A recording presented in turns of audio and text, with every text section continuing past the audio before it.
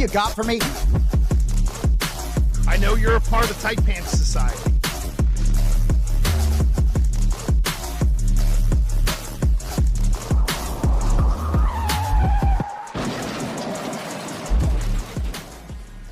Oh, baby, we are here to gas up your morning. I am Gresh. That is Jason Anik, and welcome to Gas. It is episode 5 of Gas. Jay, what's up, brother? How we doing, friend? We're heading towards the holiday season. Oh, we're doing great. How about this, man? And so for those of you who join us the first time, right? Gas, Gresh, Anik show, Gas, morning drive. You've put something in the notes like grind my gears. I feel like that is to be like an opening segment, but always a pleasure for me to be here with you. I'm all fired up. You're going to get me to talk college football again. By the way, do you see what's over my left shoulder, Gresh, by the way? I see. Oh, no, I see it. Can I show you? I got to show you. Oh, brother. I love it already. Look at this guy. I really like working for my brother, John, right? And this is a gift. Let me see if this camera can zoom in on. Oh, no, brother. We can see that loud and clear. You are a proud North Carolina Tar Heel this morning. Yeah, and let me just get it. There's Drake May's signature there, right? Oh, boy. So pretty good. Johnny gifts me that, right? And I said to him, I was like, did you buy that before Belichick became the coach of North Carolina, right? And I know I'm getting ahead of myself, but no, got that in a couple days, but we like representing Drake May. I know we'll get to that, but good to be with you, bro. I have a Bailey Zappi football. Would you like that? I could send that to you. That was signed by Bailey Zappi at one point in time. Everyone thought to be the savior of the New England Patriots. And no, I'm not kidding. We had this, my wife had a friend who stayed at the house and she was like, is this guy any good? And I'm like, no, he isn't, but we'll take the ball. So we'll just kind of leave it there. I'll have to ship it down to you. But we had 2 Monday Night Football games last night. Did you pick one to watch, or did you turn your nose up to both of them? Because on paper, they weren't exactly sexy marquee matchups. I love the way you asked the question in the pre-show. I love the way you asked that one too. I did pick a game. Raiders-Falcons got almost none of my attention. I was on the Vikings in the Circa contest, -7.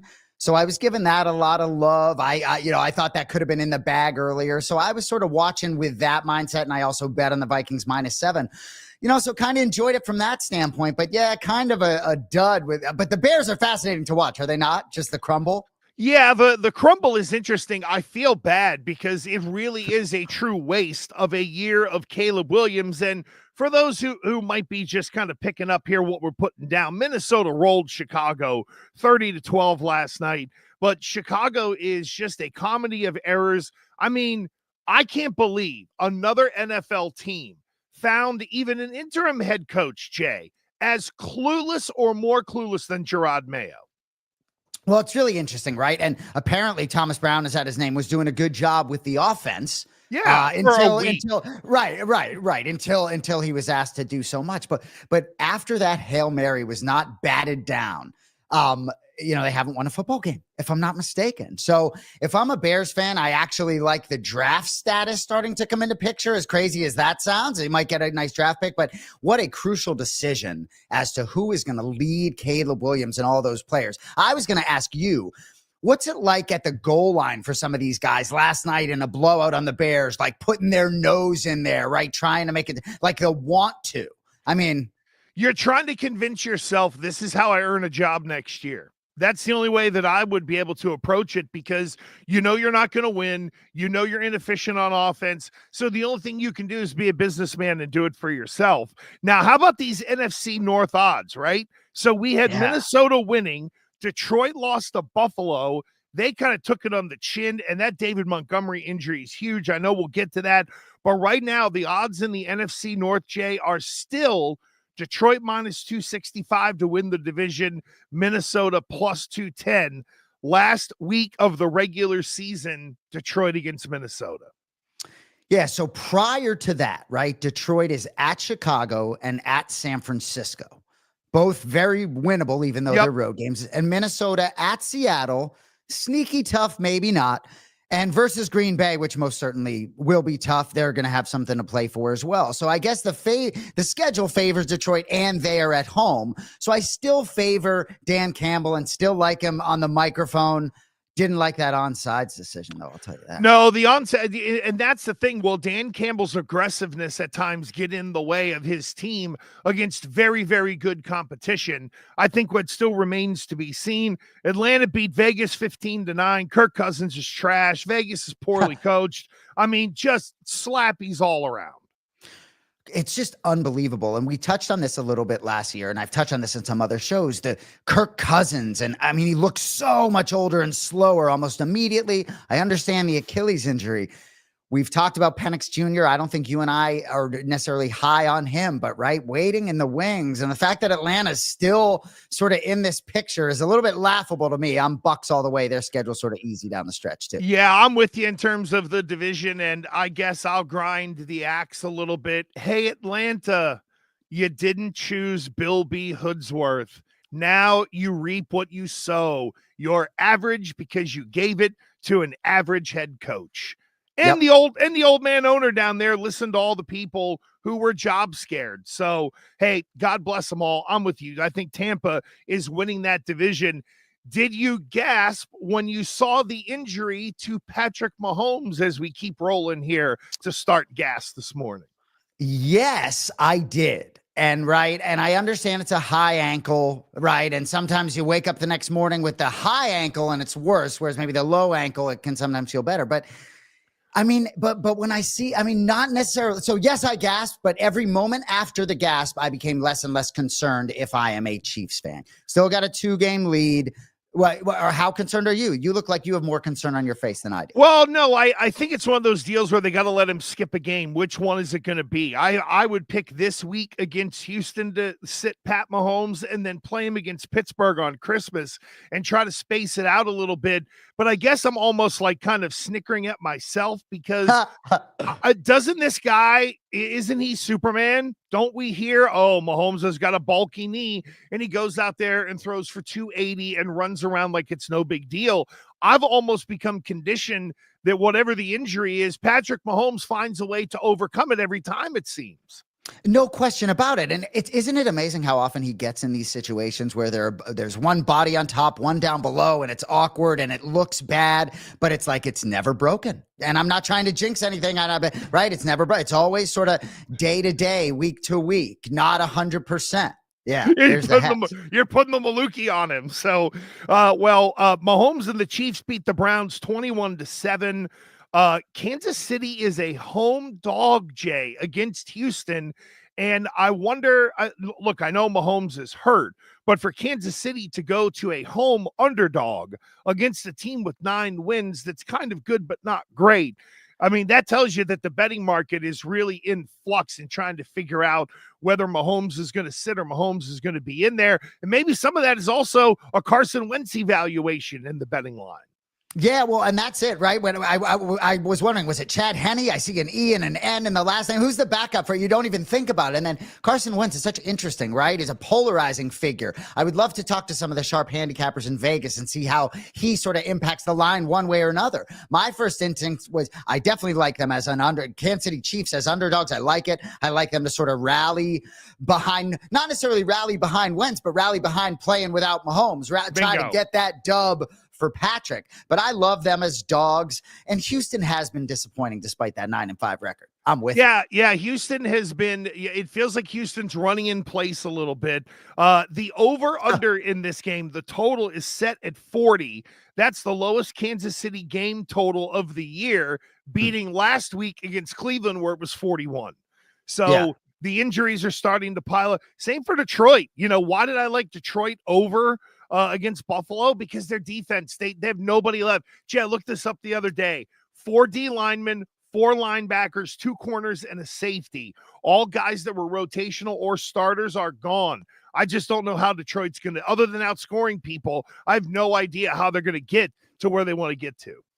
Couldn't agree more. Cross the board on that. You know, and when I think about Detroit, and I got a great friend who's a stage manager for the UFC, Craig Niner Conley, and he's such a big Detroit Lions fan. And it goes up and down like the stock market. There are moments where you really feel like this season that they're going to do it. But every word out of your mouth, I don't feel like they're going to have enough when it comes down to it, even if the NFC goes through Detroit. Yeah, I'm feeling right now that unless Detroit fixes what they can defensively, the fighting Philadelphia Eagles, who are scrapping on the sideline, like, what is Nick Sirianni doing there, Jason Anik? I don't get this guy at all. He's not Buddy Ryan. Like, Buddy Ryan would be you know what I mean? Like, Buddy Ryan would slug a mofo, but this dude, I don't get him at all. I don't either. And I hammered him. And when they were 2-2, I was hammering him. But I can't argue with the results, right? What do they have? Like No. 39 minutes time of possession. Pittsburgh didn't even have a sniff of a chance in that football game. And I've heard a lot of smart people talk about how Philadelphia is choosing to win football games. And maybe their offense isn't as inventive as some of these other ones. But I tell you, as I sit here today on December 17th, appreciate you being live with us on Gas on a Tuesday at 11 a.m. But take all of my money, Philadelphia Eagles versus Buffalo Bills. Flip a coin, those two teams. They are the class. Detroit, bro, I don't see it anymore. Okay, so let me hit you with this one. I'm going to box you in on two games from this past weekend. More likely Super Bowl rematch from games this weekend. Philly and Pittsburgh or Buffalo, Detroit? Buffalo, Detroit, without question, because I think Buffalo, man, I would love to see Josh Allen get it done, and I think they have a great chance to get it done this season. I'd be curious what the odds are on that Buffalo-Philadelphia exacta right now, but I don't think Pittsburgh finds their way out of that conference. And there's a reason why they've been 25 or 20-1 across most books, even with their great record.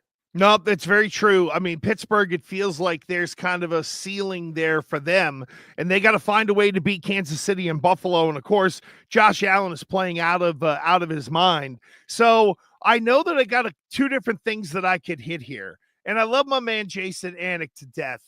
But if it ain't the Celtics, it ain't the NBA, in my opinion, when it comes to my man Jay. So we're going to pivot here and talk about Travis Hunter, because Travis Hunter won the Heisman Trophy, and now you have the Giants at number 1, Las Vegas at number 2, and the New England Patriots right now at number 3 when it comes to slotting in the NFL draft. Now, we can look at the schedules and who could screw it up and all that, but there is a big debate over, should Travis Hunter be the number 1 pick, because he clearly is the best player. And that's with all due respect to the quarterbacks, all the other players that are going to come out. The top dude in this draft is Travis Hunter. To me, Jay, he's special. So if you're the Giants, do you look at it and say, look at what Tampa did? They got Baker Mayfield. They have wide receivers.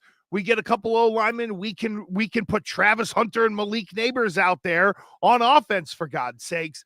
Where do you land on where Hunter should land in the draft? Well, I could almost ask you a question to help me arrive at the answer. Gosh, I hope he lands in New England selfishly. And don't show me any more mock drafts with Travis Hunter at 3 to the Patriots until the end of the year. You're getting me way too excited, because the Patriots most certainly don't need a quarterback. So I would ask you a question. Shedeur Sanders, Cam Ward, right? In most mock drafts, they are 1 and 2 in whatever order. In your opinion, right? I don't ingest as much college football as you do. In your opinion, do either of those guys excite you as maybe the top 3 in last year's draft? Because Caleb Williams, Jaden Daniels, and Drake May, I do believe all 3 are still franchise quarterback. Yeah, that's a good question. I would rate last year's group higher than this year's, and that's with no Dion malice, right? I'm not a Dion guy, but in evaluating his kid's incredibly athletic, but to me, he's a thrower, not a passer. And when I think of Cam Ward, I wonder about him, the kid from Miami, fitting into an offense in the NFL that's structured enough to be able to throw the ball into tight windows. If it is your job to get a transcendent player with the number 1 pick in the draft, then there is no debate. It is Travis Hunter. And yes, I rarely do the no pants stance for a wide receiver or a skill guy, because I think they can be. This dude is different, Jay. That's why I am all in on Travis Hunter, and I hope the Giants end up screwing it up. And let me give you a little bit of hope, friend, because right now, the holder of the number 1 pick, according to Tankathon, is Las Vegas. The Giants are then number 2. New England's number 3. Las Vegas plays Jacksonville this week. So if Vegas beats Jacksonville, they would slide to number 3, and New England could actually move up to number 2. So this week, you are rooting for your boy, Mac Jones, to get a win and help the Patriots in the drafts. God, I don't even know what to say. That is, and once you say Mac Jones, it just throws my head all up in it. But what you've told me, and I agree with every word, is that Travis Hunter is gonna go number 1 overall because someone's gonna be smart enough to do it, and there'll be enough noise from the smart people like you, I think, to make that happen. So as a Patriots fan, I'm now not even thinking about it. So thank you for that. Allow yourself to think about it, because even though Travis Hunter should be the number 1 pick, there's a hell of a chance he won't be the number 1 pick, because you'll have a quarterback needy team in front of the Patriots. The best the Patriots, I think they could end up, is the number 2 pick. And that's all you need, because the team in front of them will need a quarterback, and they'll be likely to pass on Hunter. And I think people, Jay, will love him, but I don't know if anybody's going to trade up to try to get Travis Hunter. And that's where I say you stay there and you take the guy. He is the most polarizing player I've seen coming out of college football since Randy Moss. I love it. I couldn't agree more. So do you believe, to what extent you think he plays both sides at the next level? Okay, it's really interesting you mentioned this, because I did some ESPN radio over the weekend with former New England Patriot and NFLer Gerard Cherry. And I asked him, I said, dude, what about this guy playing both ways? And I told him my plan, which was 50 snaps on offense as a receiver and 20 as a nickel corner who could come in specialized situations. That's what I would do, and that's what I would try to do with this kid, because you're getting 70 plays anyway. Can you do both? Now, Gerard kind of shot it down a little bit, saying, you're against different athletes now. You're going to get gassed differently. You got to make sure that he's only 175 pounds as Travis Hunter. So I think you get him 3 hots and a cot. I play him at 40 snaps, 50 snaps at wide receiver, and put him in 20 snaps as a nickel corner who can play like a stud on the outside. Saddle up and ride with this kid for years to come. Yeah, I love it. Well, Cody Merrow, who is our producer from New Hampshire, he's dropping this stuff in the chat from a New England Patriots perspective, saying, oh, we got that number 1 corner, Christian Gonzalez, already. You don't need to play corner. Yeah, I hear you. Gresh's plan would work perfectly with the 20 snaps. I think you got to get, I think we're now getting to the point in the NFL where you probably need to draft 2 first-round corners because of all these teams like Miami that load up on offense. Oh, yeah, by the way, how's that? Can anybody give me a little check on Miami and their tight pants offensive-laden coach with a bunch of wide receivers? Whee! And how they can't win anything. Oh, and I need to shut my mouth. I've been on that train, even as a Patriots fan, for years, it feels like. And our guy, Ryan Russillo, old school Boston head, put something out there. Forget, he wasn't even talking about the weather, but forget the Dolphins in these weather games. I think Mike McDaniel's 3-15 against teams that are better than 500. Period. Correct. Is there anything else to talk about? Nothing. But he looks good. He's kitschy. He does look good. And for those of us members of Tight Pants Society, he fits, right? Which is Sean McVay and Cody. Thanks for putting that in the open. I have to hear that every week. That's fantastic. By the way, Cody did mention that Marcus Jones got in a few snaps with the Pats. That also is a bit of an indictment on the the wide receivers that they drafted. But I digress, because we got a lot to get through here in this hour of gas, and I got to give Jason some time to be able to crow about the Red Sox a little bit. We will get to that. But don't forget to follow us on all the socials. You can get Jason Anik at Boston Anik. Get me everywhere at The Real Gresh. Subscribe to the YouTube at The Real Gresh. That's where this show is housed each and every Tuesday morning. Anik versus Anik with the crew at Odd Sharks every Thursday at 11 a.m. And who was your favorite game show host, Jason Anik? My favorite game show host. Yeah. Like, I don't know if you were a big game show watcher or, to some extent. No. Yeah, I can answer it. My pause was because I want to give it a modicum of thought, right? I have to go with the late, great Alex Trebek.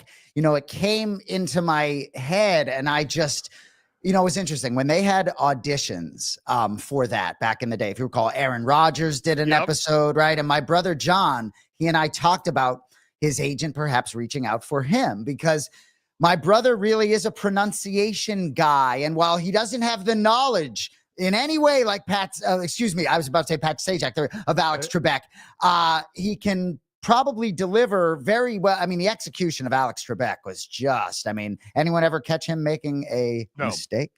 No.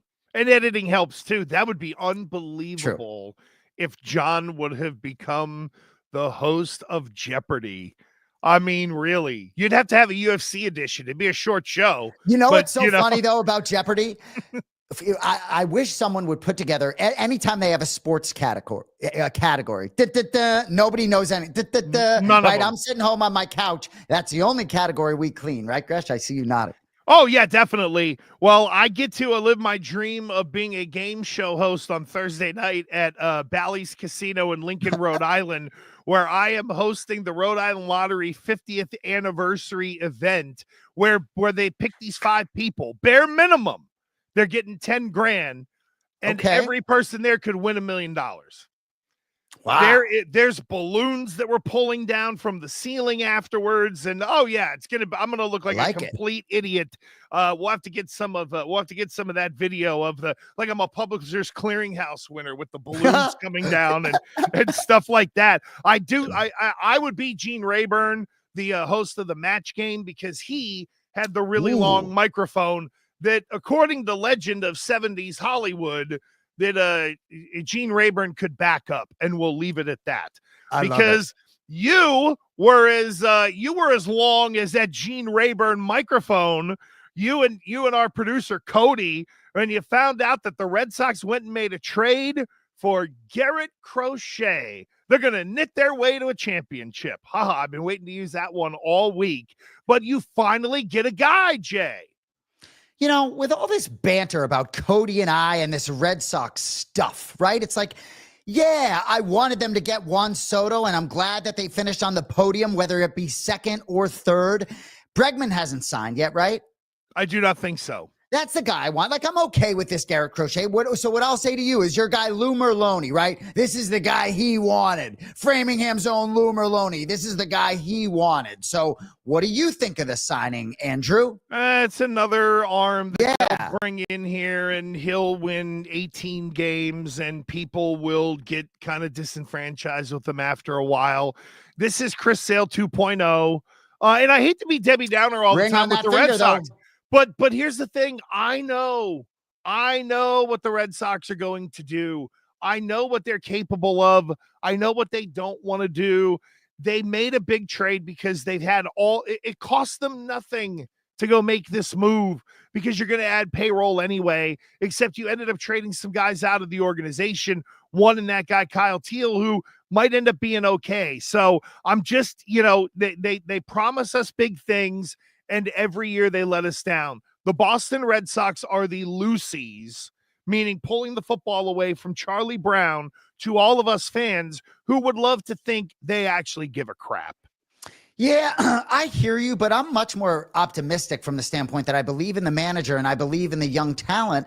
And I believe sort of that a good April can go a long way. So for me, at least, it's hard for me to be pessimistic at this stage. I never really thought they were going to get Juan Soto. If they get Alex Bregman, I'm going to get very excited, because I also am a locker room guy and I think he's a great fit. And I think they're doing a lot of the right things inside the clubhouse. So I can't control what I can't control, but I love rooting for Alex Cora and what he brings I feel like they overachieve every year. You'll never hear me say a bad thing about Alex Cora, one of the guys that I really respect up there. It's, it's that whole management group. They're all robots. They all are slaves to stats and data. It's as if they forgot about the human element of the game. Now, how about this? What did Garrett Crochet mean to the odds for the Red Sox? Last week to win the World Series, because we touched on it, plus 3,500. This week, plus 2,500. That's a pretty big, big bump. That's a big jump. I know I'm disappointing you by not being rah-rah Red Sox.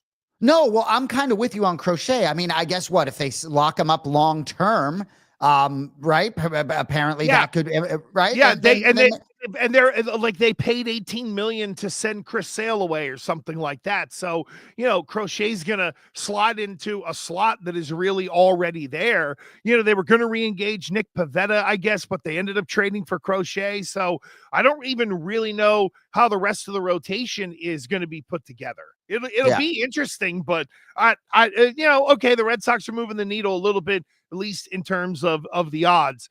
Bro, you and I touched on this earlier, but it really happened. Bill Belichick is the head football coach in the University of North Carolina. And bro, last night I went searching for odds. I know it's early. The bowls are the only thing I could find was on DraftKings, regular season wins over under 6.5. The over is minus 220. This right now is the best bet in sports.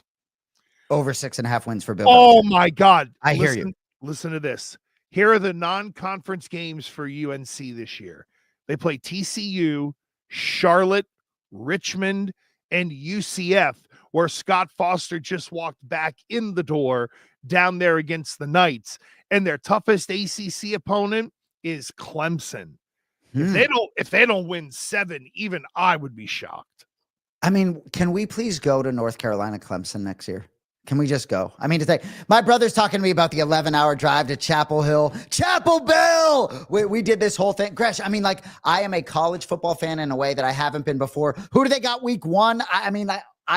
It is so fascinating. There's so much love for Bill Belichick and Tom Brady. What they brought so much joy for those of us that are Patriots fans, so much joy into my life, my grandparents' life, my parents' lives. Like it is hard for me not to root for him. And it's really interesting because it didn't happen with the Buccaneers with Tom Brady, but I'm rooting for the Raiders a little sprinkle with Tom Brady and the ownership organization. Right. So I can't get enough of this. I can't wait to go to a game. I can't wait to be a college football fan from week 0 as I haven't been in the past. I love it. I love it. The college football is sucking you in. I can't commit to going only because I don't know what my college football schedule might be like, but it sounds fun. And that Clemson game is at North Carolina. Here are the road games next year in the ACC for North Carolina. They're at Cal, they're at NC State, they're at Syracuse, they're at Wake Forest. Wake Forest is down. At home, they'll play Virginia, Stanford, Duke, and Clemson. And Bill already came out saying, yeah, I hate Duke. I don't want to lose to Duke. So he's going to have a bee in his bonnet for that. Unless the team revolts on the guy, he's winning more than 7 games. This I love it. Minus 220 is too low. I love it. Well, I'm surprised to hear you say that, but I love it. So I lived in LA for 3 years. I have followed professional Boston sports teams as a fan. I have seen them play in all sorts of different arenas. Belly of the beast. I've driven to Pittsburgh, seen them win at Pittsburgh, driven back home. Like you said, Cal. Oh, what do you mean, Berkeley? We're going to go to Berkeley next year with my powder blue. I can't wait to go in the belly of the beast and be a college football fan. I've never done it before. I never could get juiced about the Boston College Eagles. Matt Ryan maybe got me excited for a second. I think they reached number 2 in the rankings at one point, but they were fraudulent. Chapel Bill, give me all of it. We could do 30 minutes on this. Go ahead. Oh, very much so. And the way that Bill came out and was like, yeah, we're going to run it like a pro program, where he's basically admitting, yeah, going to class doesn't mean shit anymore. Bill's just like, yeah, whatever. We know that it's just straight up free agency. And I was surprised that the line was at 6.5. And I don't know if you saw this or not. Did you see Belichick signing his first transfer into the program? They put this out on social media. There's Bill standing there with blue jeans on and his North Carolina sweatshirt, and he's signing a center from Holy Cross. No way. Oh yeah. Yep. He brought in a dude from Holy. I mean, that's so trolling Belichick right now. It made me smile.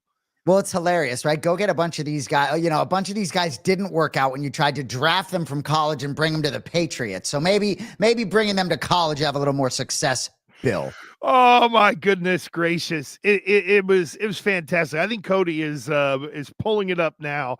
Yeah, there it is. Christo Kelly with the man boobs to boot. Oh yeah. Well, he's over 70. Aren't you allowed a little man meat? I wonder if the 24-year-old girlfriend likes the handful up top there with Bill. I mean, look at that guy. I think she likes the handful. There's no question. He's a lefty. I like lefties. Oh, yeah. You know what? That is interesting because when you're a center, you're almost always told to snap with your right hand. Have you ever seen a left-handed snapping center? That's fascinating.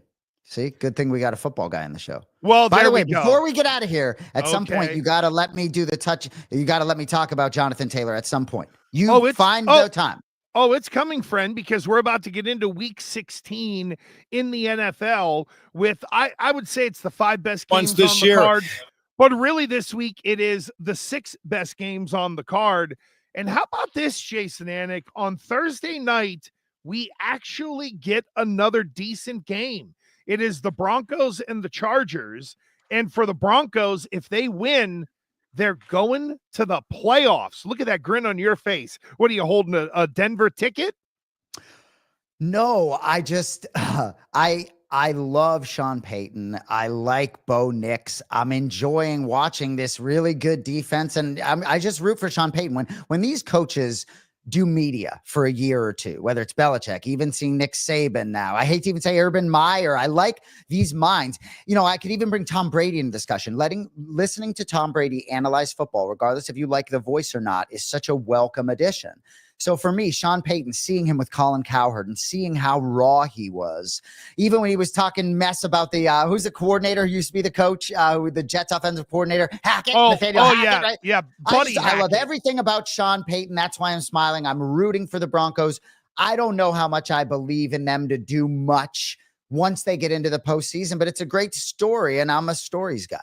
Well, Denver is a 3-point dog heading to LA. And when I look at the schedule the rest of the way, this is a little problematic for Denver here, Jay. They're at the Chargers, then they're at Cincinnati. Now they do get a break, so they get some extra time off to get ready for the Cincinnati game. And then they're against Kansas City at home, the final week of the regular season. Who knows if Kansas City is going to need to play in that game. Right. Chargers Broncos total of 42 for two teams that play defense and on a Thursday night. I lean under pretty heavy here. Yeah, Chargers didn't put up a single point, and I like that pick quite a bit, actually, Gresh. And, Chargers didn't score a single point against Tampa Bay, lost, we're up 17-13, then just get waxed 27 straight to end the game. Yeah, I agree, and I certainly, the Chargers everything's changed, right, without J.K. Dobbins, right? It really has. He's such an important piece. Gus Edwards ain't that dude. I like the under quite a bit there. For me, right, when I look at certain teams as they stand today, and you think about them even juxtaposed to a week ago or 2 weeks ago, you have teams like the Chargers, teams like the Steelers. They're not even in a conversation with the Buffalo Bills or even the Kansas City Chiefs with Mahomes on a hobbled ankle. I just don't see it happening. So it's hard for me to get too into it, even when we talk about a team like the Broncos, because I think the postseason in the AFC is going to be predictable. I do. Yeah, I think, honestly, the first round of both conference playoffs are predictable, and we're going to keep peeling through that. The Texans are at the Chiefs. I know we touched on this a little bit earlier. The Chiefs are 2.5-point dogs at home, in part because of no Pat Mahomes. And how about this? I mentioned the total of 40. It's already gone down 0.5 point this morning. We're now 39.5. That's got to be one of the lowest Chief totals in the Mahomes era, maybe the lowest. Yeah, well, and the weather last week, I think, moved the total. I think you had said it was 41, which was one of the lowest last week, and I think it was at 43.5. I think it kept dipping. I don't know if that weather was supposed to be a lot of wind and rain. I don't know to what extent it manifested itself. The under certainly came in, 28 combined total points. But Carson Wentz, I wouldn't touch the total in that game, Gresh, right? Carson Wentz is such Jekyll and Hyde. I have no idea what I'm going to get. I'm very disappointed in myself that I didn't play the Chiefs to cover the 4 points. They had lost 7 straight against the spread prior to last week. I felt it was an opportunity where they were maybe being undervalued. I know Cleveland had some opportunities to do some things, but Yeah, I love the under there if I'm forced to choose, because I would be on the Hyde side of the Jekyll and Hyde with Carson Wentz. Oh, I think very he's nice. a disaster. Yeah, he is. He very much is. And if they just give him a little bit of running game and only throw it 15 times, you're probably setting yourself up for a win, but that's still a tall order against the Texans defense. Bingo. We have the Steelers and the Ravens. I love this battle. I love this fight every time out. Baltimore, a big 6-point favorite at home against the Steelers. The total right now sits at 44.5, and it is Baltimore's chance to really get back in this division race, get a head-to-head win against Pittsburgh. They're only a game behind them in the standings. Feels like there's a lot on the line here for Baltimore if they're going to try to level up. Great stuff. And what I love about coming at you all on Tuesday, right, and not being forced to make plays, right, being gun to your head, you got to pick this game today, right, because a lot's going to happen. We're going to learn a lot over the week before we play this game. And I like to see where I sit, whereas my show with John, 5 games against the spread, Wednesday night, early Thursday morning, and you're sort of married to it. I think Pittsburgh is going to bounce back against not nearly as dominant a defense in Baltimore. And when it becomes cliche, division opponent, close game. But with this particular matchup, I'll be looking at some numbers comparatively and how they've sort of measured up against the spread in the past, how close some of the games have been. But I would gobble up the points at this stage. But I don't see Baltimore losing that football game, given what you outlined with what's at stake. No, so it's interesting because there is the betting axiom of don't pick a team that you don't think can win. And I'm with you. I lean that Baltimore is going to play well in this spot, but I love the points. I mean, 6 with Pittsburgh, that's a lot. And I know that it only takes one interception or a turnover or the stalled drive for Baltimore to win by 7. I do think it will be close. I do love the hell out of Mike Tomlin. He's a great coach. I just love this battle. Here's what I know, Jason Anik, that with guys like Najee Harris and Derrick Henry, they're not going to drop the ball before they cross the goal line like we saw this week. Thank you for taking us there. And I hope you all we're at about the 37-minute mark, so I'm going to take my time here. All right. So Jonathan Taylor, as many of you have seen, dropped the ball before getting to the goal line. And I've talked about this ad nauseum, not necessarily on any programs, right? So I'm just going to break this down for you. So the term touchdown, Gresh, originated in rugby, where it referred to the moment when a player touches the ball to the ground inside the goal. The term was later adopted for American football, even though the rules for scoring a touchdown change. So as you know, in rugby, the ball still needs to be placed on the ground behind the goal line, right? This happened twice yesterday. Okay, you're seeing Jonathan Taylor right now dropping it before. This flipped this whole game. They would have gone up 20-7 there. Instead, flip the whole game, right? So the Colts now are 6-8, right? 2 games back of the Chargers. This really mattered here, right? But it also happened to the Bengals defensive back, Jordan Battle. Tony Pollard fumbled. He scoops it up. He's like switching hands for a celebration, Gresh, and he drops it, right? Back on October 27th, Kyle Pitts, Antoine Wingfield Jr. caught up with him, hit the ball out of his hands, but they didn't have a pylon camera. So it didn't ever get reversed, but it happened to Kyle Pitts, right? This reminds me of like just tap it in when we think about the Happy Gilmore, right? Just tap it in, right? So if I were a coach, I'm not kidding. You brought up a very good question, right? Is it up to the player or the coach in these situations, right? I think it's the coach, right? And we can talk more about, you can answer that question too, right? If I were a coach, I would say, okay, gentlemen, right? It's one thing if you catch a touchdown, fine, whatever it is, but wait till they say, right? But if you carry the football into the end zone, gentlemen, you bring it to me. You bring me the football. That's the rule on this football team. You carry it into the end zone.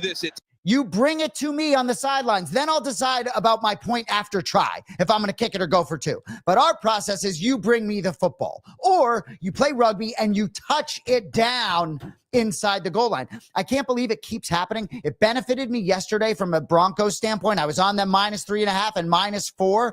But Jonathan Taylor is electric. One of the best backs in this game. He is making up for what the quarterback certainly can't do, Anthony Richardson. So I'm just sort of blown away. There's the other one, Gresh. That's my rant. Oh boy, that is good stuff. Number 1. Number 2 is I really think it happens for teams where they don't have that demanding head coach who, like you said, maybe it's not bring it to me on the sideline, but it's you're going to have the ball 2 steps into the end zone before you do anything with it. Or run through the end zone. Like it should never happen again. Should never happen again. It shouldn't, but we'll probably see it before the end of the year because a lot of these guys are dum-dums, and you also don't have coaches who teach the fundamentals during the year. Honestly, I could see this happening to a Gerard Mayo Patriots team. That's hilarious. Really? I hear that. But what I will say too, right, as a player, right, this game is so fast and it's moment to moment. And it does seem to happen, right? It's like when you see that goal line and you sort of have time to think about it, right? There's probably something that clicks that I scored. And it becomes past tense because it is such a foregone conclusion that you are about to score. It is. Go ahead. It's so sloppy. And then the response after the game from Taylor, I didn't think was great. Yeah, that guy Shane Steichen, the coach out there, he's another dude. He's just a guy. He's going to be a 500 coach. Oh, really? Yeah. You believe that? Yeah. Oh, yeah. Richardson, they got the wrong guy there. They have the wrong guy. Richardson, but a lot of guys smarter than me like Steichen. Yeah, I just he's supposed to, is he an offensive or defensive guy? I don't even know, for God's sake. Offensive guy, I believe. Yeah, I should know too. Jeez. And the running back is dropping the ball before the goal line. He's an all-pro level player. So I guess it kind of shows you the level of detail as to what's going on in Indianapolis right now. Philly is at Washington, my friend. Who would have thought at the beginning of the year we would have said this would be one of the big games of Week 16? It's Philly minus 3.5 right now. The total is at 45.5. This really is, looking at schedule-wise, kind of the last stand for Washington in terms of if they ever want a prayer to have a chance to get into the division. This is where it's got to start. This is also where I think the start of the rough times begins for Washington. Their schedule gets tough. And Jay, fighting Philly, they might be punching each other on the sideline and beefing, but they're winning games. Dude, and everybody wants to talk about the Lions and the Vikings for that 1 seed. The NFC postseason most certainly could still go through Philadelphia. And I think the Commanders may be in trouble here. They get out to that 17-0 lead, barely win against New Orleans. I had them minus 7.5. That's not green goggles. I don't believe in them long. They can stomp good teams. I think they put up 42 a couple weeks ago, before the bye, but I'm just not believing. I don't really believe in rookie quarterbacks. I've been asked to give these top 5 power rankings throughout the season, or top 10 power rankings.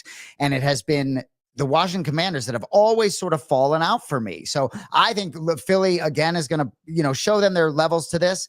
I really just don't believe in Washington, but to your point, they could shut me and a lot of other people up wrong with a W here. I think their path is wild card, and they were very fortunate to get a dub last week.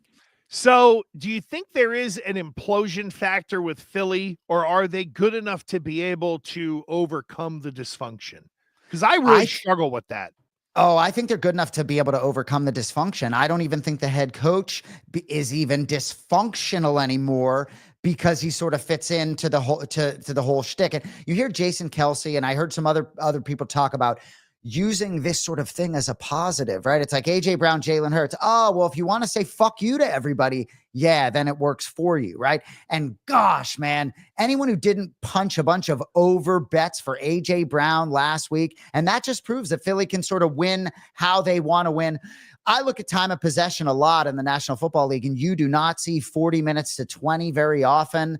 It's like Pittsburgh. There were certain things that they just sort of couldn't do because Philly just did whatever they wanted all week. I think Philly is the class of the NFL. Bills, Eagles would really be a gift. Oh, Bills, Eagles, the league would sign up for, I'm sure. And how about this one last week of an AJ Brown touchdown with a Mac Jones interception and a Jameis Winston interception? That came in very nicely. Beautiful. Yeah, that Mac Jones. Listen, I know that. Like, you see him pointing at, like, you see him like mugging on the sideline, like he's in a theatrical production, like a fucking musical. Oh, that's your boy. Oh, you love Mac, right? Oh, hold on, you missed the best one. He did the Rizonator celebration after running for a first down. He did the whole thing, or I don't even know what the hell it is. I just know there's some fat little kid who slams hot dogs down his gullet. And Mac is. Mac is Mac, but you know what he is? He's profitable on the interception prop. When Mac Jones, seriously, you could do Mac Jones, Jameis Winston, and then pick a quarterback because Seriously. we get interceptions now like it's no big deal. And you know, but it's become accepted, which is kind of sad. Two more to get through, then we'll get to the college football, and then we're out of here on this edition of Gas. By the way, get Jason everywhere at Boston Anik. Get me everywhere at The Real Gresh. That's Gresh for those of you who can't spell. And believe me, there are a lot of you who cannot.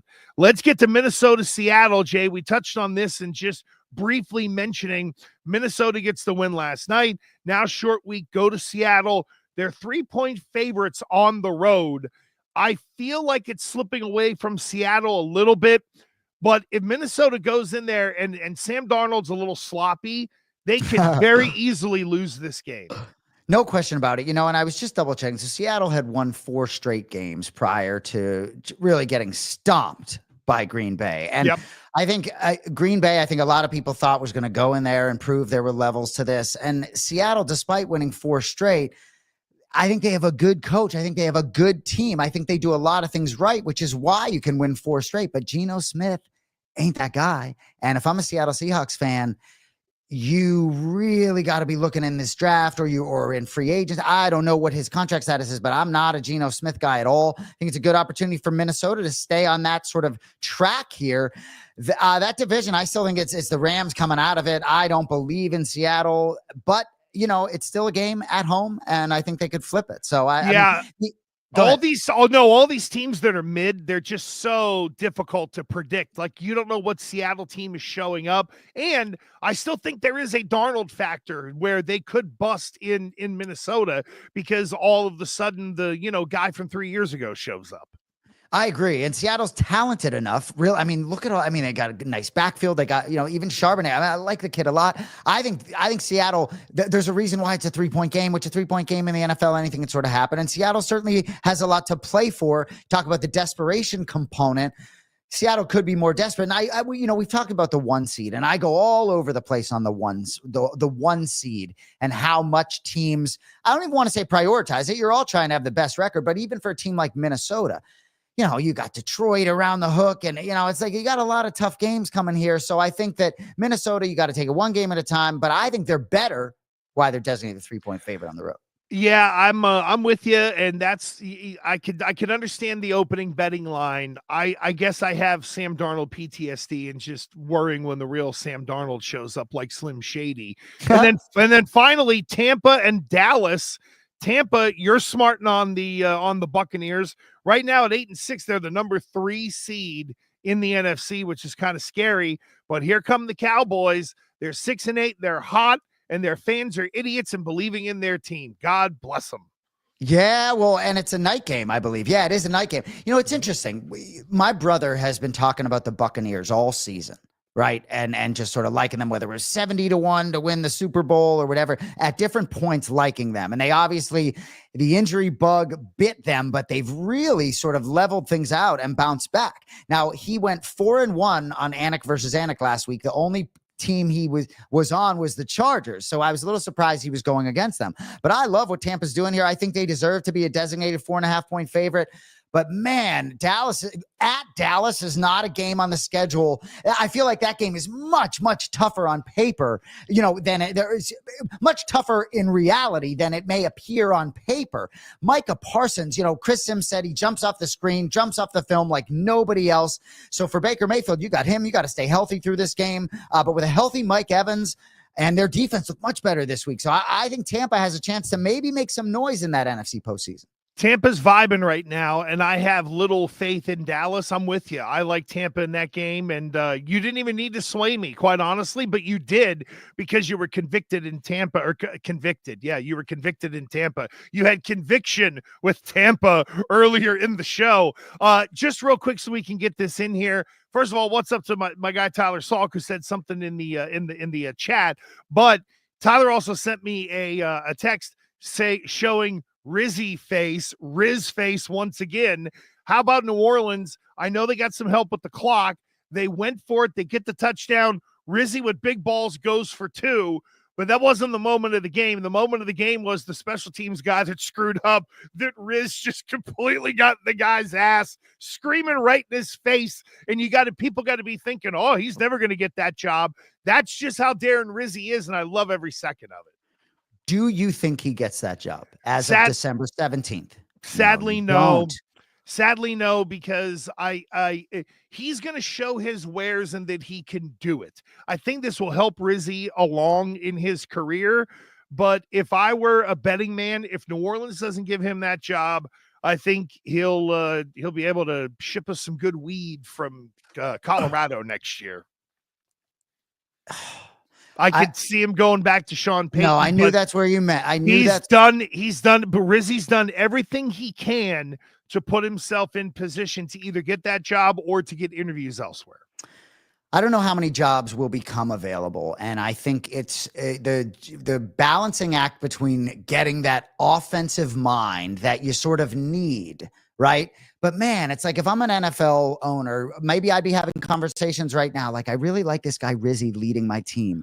Where's Josh McDaniels at? Can he come run my offense or find someone? Because I believe in this guy Rizzi to such an extent. And the phrase leader of men, and you know him, you were a teammate with him at University of Rhode Island. But the term leader of men, whether you think it's a cliche or not, it is so important. And I believe that all 53 guys, if they were to sit down one-on-one with Darren Rizzi, he knows something about them personally. He knows how to relate to them individually in that moment, and he knows how to get the best of them on the football field. So for me, if I'm another team and New Orleans lets him go while they let fucking Allen run it forever, I would be looking really hard at sort of a out-of-the-box hire. Who knows how good of a leader Ben Johnson is in Detroit? And the name that keeps popping up down there is Mike Vrabel. Like I know Riz, and I know the Rizzi will have a job. There's no question. I'd love to see him get a head job.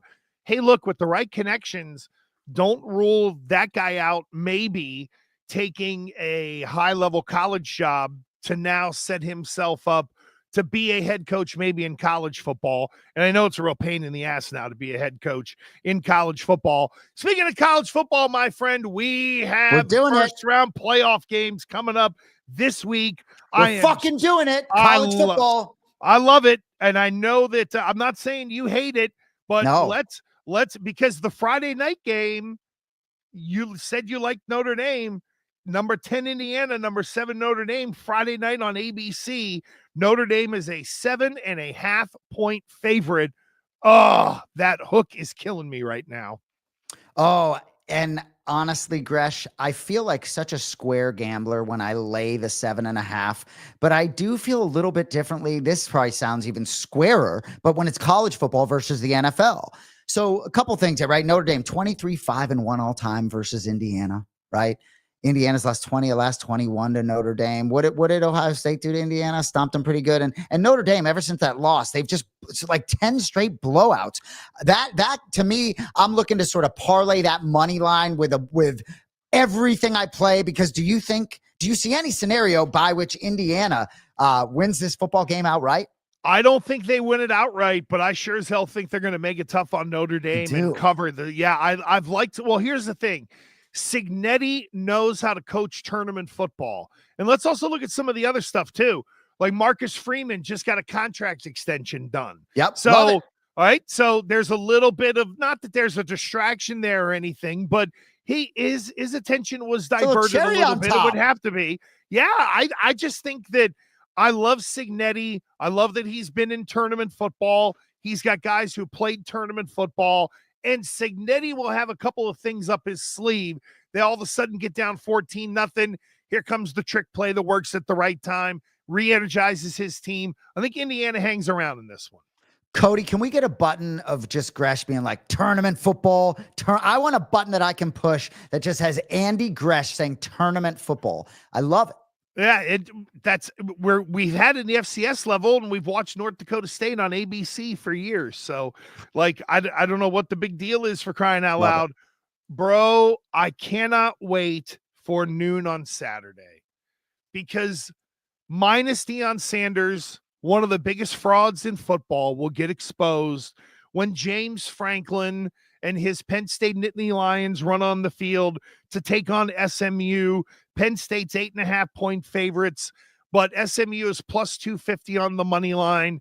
And because of the James Franklin factor, I think maybe you throw $20 on SMU on the money line because James Franklin sucks. Period. Stop. I think maybe you swayed me. I like the plus 250. So had Alabama been selected, would this have been the spot that Alabama perhaps would have been? No, probably so. I think if I were to guess, it would have been Clemson that would have slid into 11 if SMU didn't make it. So Clemson probably would have been bumped up one more, and then Alabama would have been the 12. But gosh, that would look a lot different here, right? Texas, Alabama, oh baby. So this game is being played in College Station. Happy Valley. Yep. Happy Valley. Excuse me. College Station. So Penn State 18-3 at home since 2022. All 3 losses versus AP top 5 teams. SMU 113-1 at Big Ten campuses in the last 70 years. I mean, to me, I just wonder if this is going to be a level situation where all of a sudden you get on the lines and it's like, oh, Penn State's got all these dudes and SMU sort of can't match up. But I'll ride with you on SMU.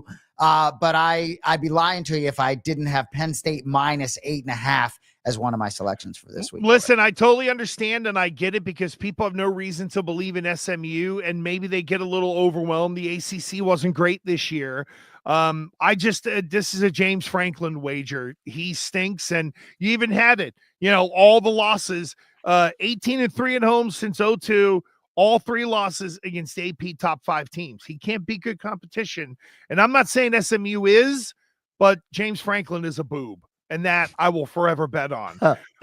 Tennessee is at Ohio State. That is Saturday at 8:00. That one's on ABC. You drove home to me the Ryan Day factor in all of this. And this doesn't even feel like a playoff game.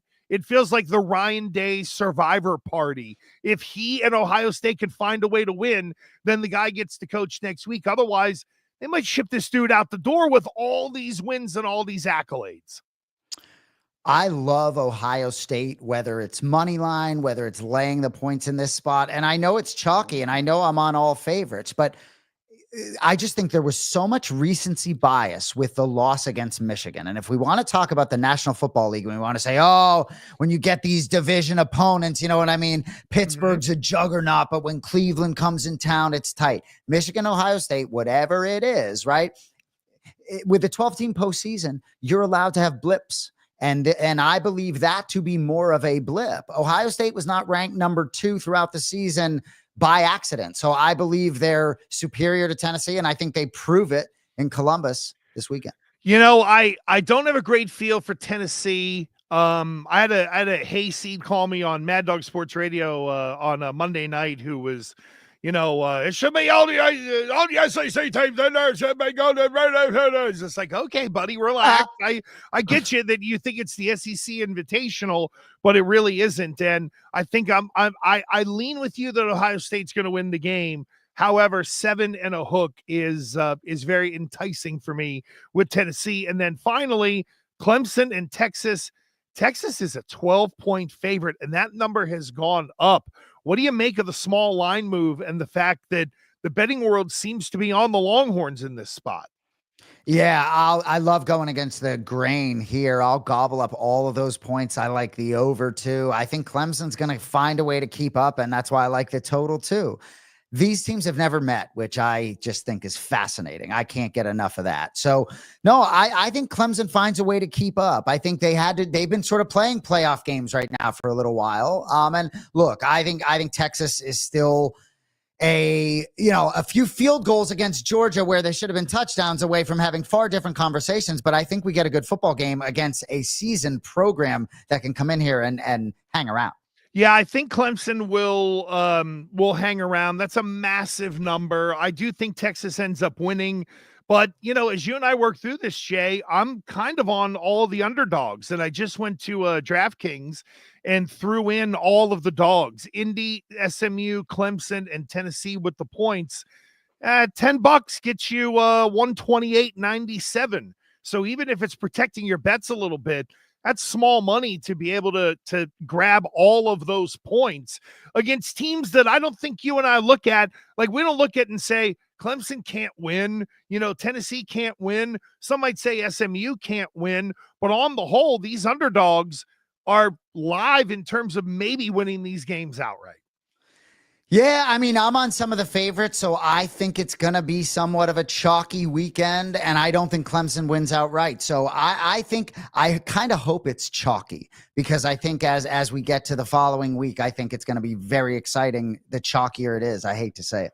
Well, I mean, next week we're throwing Arizona State and Boise into the mix. So get ready, because there's going to, the betting lines aren't going to correlate with the numbers beside their names in the bracket, at least as I see it. All right, brother, that's it for another edition of Gas. We have ripped through everything, and I forced you to talk college football, but you avoided NBA. So that's good. I avoided NBA, right? We didn't talk about the NBA Cup, but I want to say any gamblers out there right now, right? The OKC squad is young, and some of the young players don't make as much money. Can I just give you some of these numbers real quick? Some of the dollars that are at stake tonight, okay? I love it. So each winning player tonight gets an additional 309,000. So the winning players tonight get 515 grand. Losing players 206 grand tonight, right? So there's this one player, AJ Mitchell, right? AJ Mitchell, forgive me, I don't know, whatever. OKC, he's a two-way player. His salary is 578,000. So he makes $7 grand a game. If he wins tonight, gets $500,000, right? But just the money, right? Losers in the semis, 100,000. Losers in the quarters, right? They all get fight of the night bonuses, 50 grand for all the losers in the quarters, It's hilarious. But I like what Doc Rivers is doing in Milwaukee. I think that's certainly, I love the leadership he's providing, but OKC tonight as that young team, they've won five straight against the spread. Giannis is a little bit banged up. I would lean OKC because I think a lot of those young players may be chasing that paper tonight. Yeah, I actually like in this game, I like some player props. I like Brook Lopez. I like Brook Lopez over 11 points and assists at -115. And then, have you seen how SGA and Giannis have been scoring recently? They're on 20+ point hot streaks. If you take SGA and Giannis on the 30+ points bet, you can get both of them down to +122 for both to go over 30 tonight, which I think is going to happen. Yeah, I mean, I think Giannis, it all depends on how banged up he is, but I think that's going to happen even if he is banged up. I've seen a few sharps on SGA over 5.5 assists. Yep. I kind of like that. He's averaging 6.3, but he just fills out the stat sheet, right? You can also, if you bet, this is BetMGM, but 7+, you can get it +138, 7+ assists. I think he's going to want to get his teammates involved. So I kind of like that too, but I think OKC finds a way. I wonder if they'll raise a banner like the Los Angeles Lakers did when they won the NBA Cup last year. I think it's NBA mandate that you have to raise a banner. No, I think no. I mean, I'm part kidding, but I do think the NBA is like, hey, what are you going to do to celebrate? Joe Mazzulla will have something to say about that. Oh, absolutely. It would never happen. Unless it says Celtics on it, right? And again, the Celtics, they don't care about stuff like this. Let Milwaukee win this one. And whenever they get bounced by Cleveland in the Eastern Conference semifinals next year, or this coming season, they can all kiss our green ass. And on that note, that's how we end it, baby. That is an edition of Gas. Our guy, Cody Merrow. Give Cody a follow on Twitter at Cody_Merrow. You can get him at Boston Anik. You can get me at The Real Gresh. This has been edition 5 of Gas. Everybody have a great betting weekend. We'll see you right back here next Tuesday for a Christmas Eve cheer for all to hear.